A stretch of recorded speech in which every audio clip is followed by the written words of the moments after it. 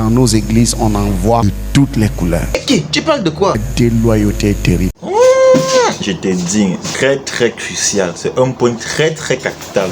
La déloyauté. Déloyauté, c'est être un traître, un infidèle, une personne qui a double face. Et maintenant, qu'est-ce que Dieu en pense de ceux-là qui sont déloyaux? Dieu qu'on adore, lorsqu'il te sauve, il ne t'établit pas dans une assemblée au hasard. Quand tu y arrives, ton esprit à l'intérieur de toi te dit que c'est ici. Il ne faut jamais être dans une église par pitié. On doit y être par conviction. Non, parfois tu vois les pasteurs qui viennent dans les assemblées veulent récupérer la moitié des fidèles. Ça fait rire le père. Qu'est-ce que tu en penses? Un pasteur qui prêche avec pour seul objectif prendre des chrétiens dans les autres églises. Lui-même, ce pasteur, c'est un déloyal. On prêche pour amener les gens à Jésus. Donc c'est très important. Loyauté fait que là où Dieu m'a établi, tu ne peux pas venir me déguerpir de là n'importe comment. D'après les enseignements, on comprend qu'il doit avoir les signes qui caractérisent quelqu'un qui est loyal et quelqu'un qui est déloyal. Maintenant, selon toi, quels sont les signes qui montrent que quelqu'un est loyal? Le premier signe de la loyauté, c'est quoi? C'est l'unité. Lorsqu'on est loyal envers quelqu'un, vous ne trouverez pas à critiquer celui envers qui vous êtes loyal. Vous l'acceptez tel qu'il est et vous vous tenez avec lui.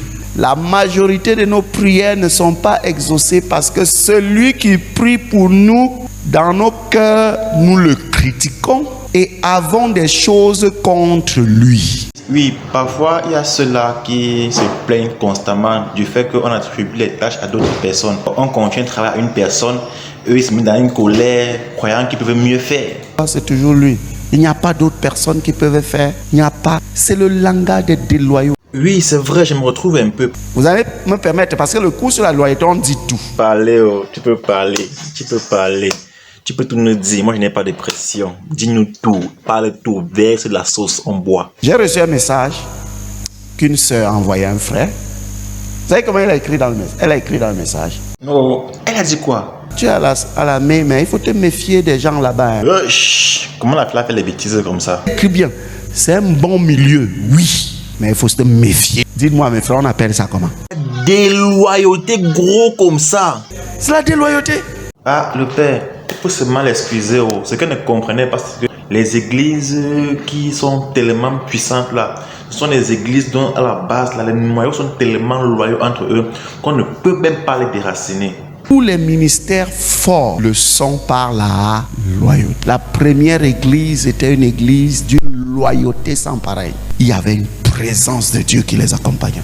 Est-ce que la loyauté c'est seulement envers notre pasteur ou bien la loyauté c'est aussi envers les frères de l'église? Parce qu'on peut confondre les deux sans savoir. Tel est responsable d'un département. Moi, je n'y suis pas, mais je fais partie de ce département. Je me tiens à ses côtés pour que notre département à l'église marche. C'est ça la loyauté. La déloyauté. C'est le virus le plus dangereux. D'accord, on a compris, mais on peut encore savoir plus sur la déloyauté. C'est pas grave, on comprend que tu es un peu fatigué. Bon, on va continuer après la pub. Mais avant de partir, laisse-moi un mot de fin. Tu sors d'ici et tu crescentia.